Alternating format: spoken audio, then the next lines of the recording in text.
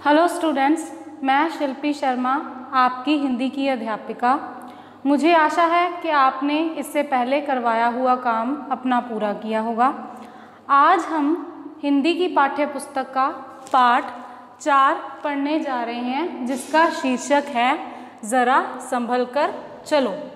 पाठ प्रस्तावना। खेलते हुए यदि आपके किसी साथी को चोट लग जाए तब आप उसकी सहायता कैसे करेंगे? आप उसकी सहायता कैसे करेंगे? उसकी सहायता करेंगे, उसको उठाकर, उसके अगर चोट लग जाए तो उसको घर तक पहुंचाएंगे। ऐसे हम उसकी सहायता कर सकते हैं। किसी असक्षम व्यक्ति को देखकर आपके मन में उसके प्रति कैसे भाव आते हैं? असक्षम मीन्स कोई अच्छे से चल नहीं सकता, कोई देख नहीं सकता। अगर हम रास्ते में किसी ऐसे व्यक्ति को देखते हैं तो उसको देखकर हमारे मन में क्या भाव आएंगे? दया आएगी या उसकी हम सहायता करना चाहेंगे। ये ऐसे भाव हैं जो हमें उस व्यक्ति को देखकर आएंगे। चलिए इस पाठ को अब पढ़ते हैं हम। यह पाठ पात्र से अलग अलग चरित्र से रिलेटेड है, तो आप अपने घर में अलग अलग पारिवारिक मेंबरों को यह पात्र बनाकर ये पाठ को पढ़ सकते हैं। इस पाठ्य में मुख्य पात्र कौन कौन से हैं? बच्चे हैं दीपक, सुखमीत, राजू जो देखने में असमर्थ है। इस पाठ में एक राजू लड़का है जो देख नहीं सकता। संजय, आर्यन। अन्य पात्र और कौन से पात्र हैं? माँ और डॉक्टर। पहला दृश्य, दीपक। आओ तुम लोगों को एक तमाशा दिखाऊं। तमाशा मीन्स नाटक हो गया कोई भी। सुखमीत क्रोध से, सुखमीत ने गुस्से से कहा, क्या करोगे? तुम राजू को फिर से गिराने की बात तो नहीं सोच रहे हो ना? दीपक, हाँ, उस दिन कितना मज़ा आया था।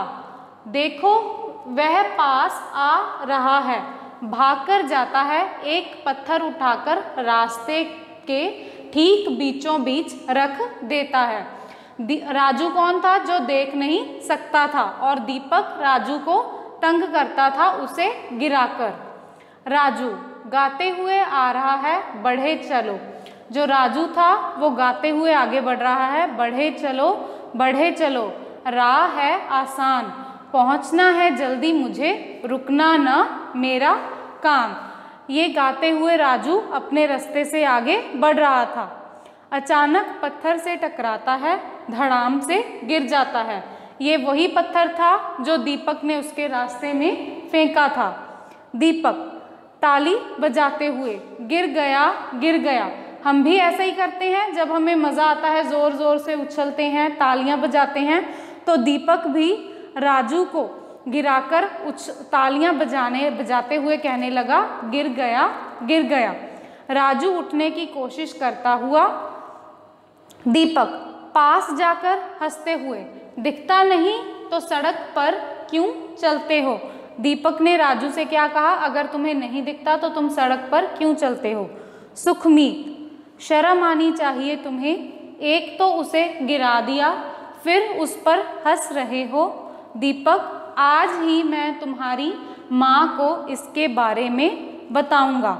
सुखमीत ने क्या कहा दीपक से? कि मैं अब तुम्हारी माँ से इसके बारे में बताऊंगा कि तुम राजू को परेशान करते हो। सो turn the next page. Sukhmeet Raju के पास जाते हुए, उठो राजू, मैं तुम्हें घर छोड़ दूं, तुम्हें चोट लगी है, कुछ दवा लगानी होगी, लो हाथ पकड़ लो। दोनों जाते हैं। सुखमीत ने हेल्प की, राजू की मदद की उसको घर छोड़ने में। सब बच्चे उधर ही देखते हुए गए, चलो खेलें। जिस तरफ सुखमीत और राजू गए थे उधर ही सब बच्चे जाते हैं कि आगे खेलते हैं। नेक्स्ट संजय, अरे उधर आसमान तो देखो कैसा काला काला हो रहा है। आर्यन, लगता है बादल छा रहे हैं, तेज बारिश होगी। संजय, नहीं नहीं, यही काली आंधी है, भागो घर भागो। सब भागते हैं। अचानक तेज हवा के साथ आंधी आ जाती है। बाकी और कौन से पात्र थे इसमें? संजय और आर्यन। संजय क्या कहता है कि काले बादल छाए हुए हैं। आर्यन कहता है कि घर भागो, ये तो काली आंधी है। दीपक बड़बड़ाते हुए, ओहो ओहो, यह क्या? अरे मेरी आंखों में कितनी मिट्टी घुस गई है, कुछ दिखाई नहीं पड़ रहा। अगर आपको याद होगा, ये दीपक कौन था जिसने राजू को गिराया था। उसकी आंखों में आंधी से मिट्टी चली गई। राजू और सुखमीत राजू के घर के दरवाजे पर खड़े हैं। सुखमीत, ओ दीपक, बहुत तेज आंधी चल रही है, इधर आ जाओ। दीपक, नहीं, मैं अपने घर जा रहा हूँ। दूसरा दृश्य, दीपक दरवाज़ा खटखटाता है। दीपक, माँ माँ दरवाज़ा खोलो। माँ दरवाज़ा खोलते हुए, इतनी देर कहाँ थे? आंधी तूफान का ध्यान नहीं। जब दीपक अपने घर पहुँचता है तो उसकी माँ क्या कहती है कि कहाँ थे इतनी देर तक, इतनी आंधी तूफान में भी घर क्यों नहीं आए? दीपक, माँ मुझे कुछ भी दिखाई नहीं दे रहा, मेरी आंखों में मिट्टी चली गई है। माँ, चलो तुम्हारी आंखें धुलवा दूँ। आंखें धोती है। दीपक, माँ मेरी आंखों में बहुत दर्द है, खुल ही नहीं रही हैं। माँ, आंधी भी तो कम ही नहीं हो रही। डॉक्टर चाचा को फ़ोन करती हूँ, आंधी रुकते ही चले आए। फ़ोन करती है। जो माँ है दीपक की माँ, वो उसकी आंखें धुलवाती है और डॉक्टर को फ़ोन करती है, क्योंकि आंधी की मिट्टी के कारण जो दीपक की आंखें थी उसमें दर्द हो रहा था। डॉक्टर साहब आते हैं।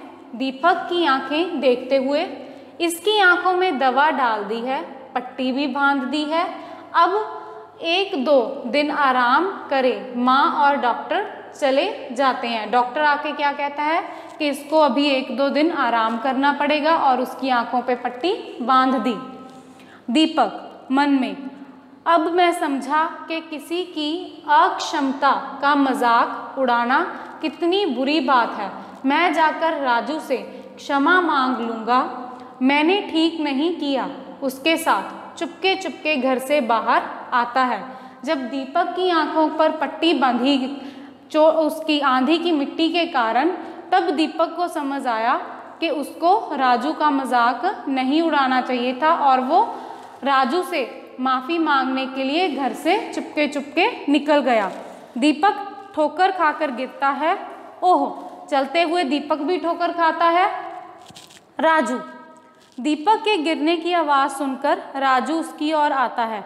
ज़रा संभल कर चलो भाई, रुको, मैं तुम्हारी मदद करता हूँ, कहीं चोट तो नहीं लगी। वहीं दीपक क्या करता था? राजू का गिरने पर मजाक उड़ाता था, पर राजू ने क्या कहा कि दीपक के कहीं तुम्हें गिरकर चोट तो नहीं लगी, मैं तुम्हारी मदद करता हूँ। दीपक, नहीं, मेरी आंखों पर पट्टी बंधी है, आज मुझे पता चला, जाने दो, बस कह दो तुमने मुझे क्षमा कर दिया। क्षमा मीन्स माफ़ी। राजू, अरे मित्र, अपना हाथ दो, मैं तो सुखमीत को बाहर तक छोड़ने आया था कि तुम्हारे गिरने की आवाज़ सुनी। तुम तो मेरे मित्र हो, फिर क्षमा कैसी? दीपक धीमे स्वर में, हाँ हम मित्र हैं, अब हम मित्र ही रहेंगे। राजू, अब मैं तुम्हें कभी परेशान नहीं करूँगा। पर्दा गिरता है। अंत में क्या हुआ? दीपक की आंखों पर पट्टी बंध गई। तब उसको एहसास हुआ कि वो राजू को परेशान कर गलत करता था, तो उसने अंत में राजू से क्षमा मांगी। पाठ संदेश क्या है? किसी के साथ बुरा नहीं करना चाहिए। सच्चे मित्र वही हैं जो एक दूसरे की सहायता करते हैं। क्लास में भी कोई बच्चा अगर एक दूसरे को परेशान करता है तो हमें ऐसा नहीं करना चाहिए। सभी आपके मित्र हैं कक्षा में, तो सच्चा मित्र वही है जो एक दूसरे की सहायता करे। अनमोल वचन, पर पीड़ा पर दुख समझना ही मानवता की कसौटी है। किसी का भी दुख और पीड़ा अगर हम समझ लें, वही क्या है? मानवता है। मैं आपको इसकी बुक एक्सरसाइज व्हाट्सएप ग्रुप में सेंड कर दूंगी और आपने इसकी जो बुक एक्सरसाइज है वो करने की कोशिश करनी है। इसके बारे में एक बार डिस्कस कर लेते हैं। इन प्रश्नों के उत्तर दें। आपने इन प्रश्नों के उत्तर देने की कोशिश करनी है और अपनी बुक में से ढूंढना है। सही उत्तर चुने। इनमें से जो भी सही उत्तर है, चूज द करेक्ट ऑप्शन की तरह वो आपने वैसे करना है। यह संवाद किसने किससे और कब कहा, इन लाइंस को आपने पढ़ना है और ये बताना है ये बातें हैं किसने किसको और कब कही। उचित शब्द चुनकर बताएं किसकी कौन सी आवाज़ है। ये सभी आपने क्या है पढ़ना है। इनको दरवाज़ा जैसे खटखटाना, तो इन सभी को पढ़कर आपने इसकी आवाज़ के बारे में बताना है कि किससे कौन सी आवाज़ आती है। जैसे घड़ी टिक टिक, वैसे कुछ शब्द ऐसे होते हैं जो उच्चारण करते समय एक जैसे लगते हैं किंतु उनके अर्थ बिल्कुल भिन्न होते हैं। इन्हें समरूपी भिन्नार्थक शब्द कहते हैं। निम्नलिखित शब्दों का वाक्य में प्रयोग करें। आपने इन शब्दों का वाक्य में प्रयोग करके देखना है। जैसे असमान, जो समान न हो, आसमान आकाश, ये वैसे शब्द हैं जो बोलने में एक समान होते हैं पर इनके जो अर्थ हैं वो भिन्न हैं, तो आपने इनके वाक्य बनाने हैं। संज्ञा के जिस रूप से व्यक्ति, वस्तु या प्राणी पुरुष जाति का है या स्त्री जाति का एहसास पता चले उसे लिंग कहते हैं। इन शब्दों के आपने लिंग बदलने हैं। जैसे पिता, माता, छात्र, छात्रा, वैसे आपने इनके लिंग बदलने की कोशिश करनी है। आगे ई के अंत वाले स्त्रीलिंगों का बहुवचन बनाते समय अंत में या जोड़ दिया जाए तो ई बड़ी ई के स्थान पर छोटी ई हो जाती है। ये आप सभी को पता होगा। जब हम वचन बदलते हैं हिंदी में तो बड़ी ई की जगह छोटी ई लग जाती है। जैसे यहाँ पे ताली, ताली में बड़ी ई थी, यहाँ पे हमारे पास छोटी ई की मात्रा हो गई तालियाँ। ऐसे ही आपने ये सारे वचन बदलने हैं। अ के अंत में अंत होने वाले स्त्रीलिंग शब्दों का बहुवचन बनाते समय ए तथा उपअंग लगाए जाते हैं। जैसे आँख, जिसका भी अंत अ के साथ हो उसके हम अंत में ए के साथ ऊपर बिंदी का प्रयोग करते हैं। जैसे आँख, आँखें, चोट, चोटें, तो ऐसे सभी आपने वचन बदलने हैं। मुझे आशा है कि आपको यह पाठ समझ में आया होगा। आपने इसको करने की कोशिश करनी है। धन्यवाद।